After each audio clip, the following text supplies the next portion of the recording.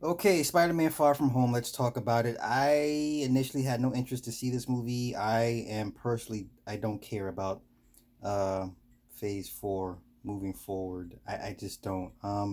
But this was a little gem, it's a little treat. I liked it. So let's get the spoilers out the way. First spoiler, I think I'm gonna say this right now. I think Mysterio is probably the third best villain the MCU has had behind Thanos and Killmonger. Yes, I said Mysterio, in my opinion, is the third best MCU villain.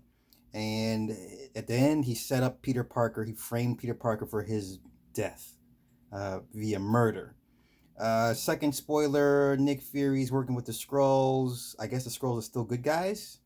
He's somewhere off in the galaxy on a ship, and the version of Nick Fury and Maria are impersonated by the first two Skrulls and Captain Marvel. I think it was Talos and his wife. Okay. So now the premise is a Mysterio or I forget the character's name. Beck, I guess, right? Is a disgruntled former employee of Stark Technologies. He galvanizes a bunch of former disgruntled employees of Stark, and they all conspire to create a multiverse, right? And through illusions and holograms, uh, Beck has his plan to basically infiltrate Stark Technologies, get the glasses to Edith from Peter Parker, and thus propagate himself as the greatest hero over Tony Stark. It's a revenge story basically at the end of the day, and then Peter Parker still dealing with the loss of Tony Stark. The image, the loom, the shadow of Tony still looms large over his life, and then this moving forward, the blip. I like how they addressed the blip with people disappearing and then reappearing 5 years later. So they go to Venice, and then uh, Nick Fury recruits Spider Man to work with Mysterio because he's convinced everybody he's from a multiverse and that he needs their help to battle the Eternals, which was a nice way for them to introduce the Eternals moving down the road, even though this version of the Eternals was fake. So Tony left Peter Parker some glasses, a system called Edith. Even dead, I'm the hero.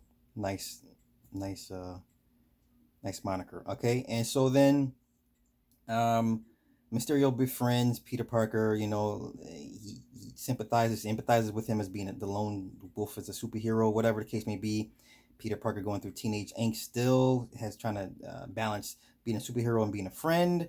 All while he's still trying to figure out how he's going to push his relationship forward with MJ. And so then in the bar, after they take out the fake fire elemental, uh, Peter Parker is convinced that he's the one that Stark should give the glass. He's the one that he wants to give the glasses to via Stark. So he gives Beck the glasses. After Peter Parker walks out, Beck gives this little sly smile, and then everybody in the bar was all in on it. The nice little twist was they got the original scientist from very first Iron Man, that Jeff, the bad guy from the bald head guy, I forget his name, that he was cursing out because he couldn't replicate Stark's arc reactor. They brought him back. This guy hasn't aged a bit. And then all the former disgruntled employees. It gives Beck's backstory. He created the barf technology, and it was never called barf, but that's what Tony called it, and that was the hologram projector that you saw him interacting with his former younger self. And so, nice little twist. I like Mysterio. Jake Gyllenhaal as this villain, very smart villain, very crafty villain. So then he uses the Edith to bring all these drones from satellites to create this bigger hologram to pretty much convince the world that he is the greatest superhero. Yada yada yada. Almost had the Skrull version Nick Fury fooled, and then wisened up. Peter Parker found, well, actually, MJ found a piece of the hologram tech that was used to create the holograms to begin with, gave it to Peter. Of course, Beck using Edith to track it down and realize that Peter knows the the true intentions of his plot. Tries to kill Peter. Drones this, drones that, holograms all over the place. It was nice. It was nice imagery. I like the little twist to it. So of course Peter wins in the end, right?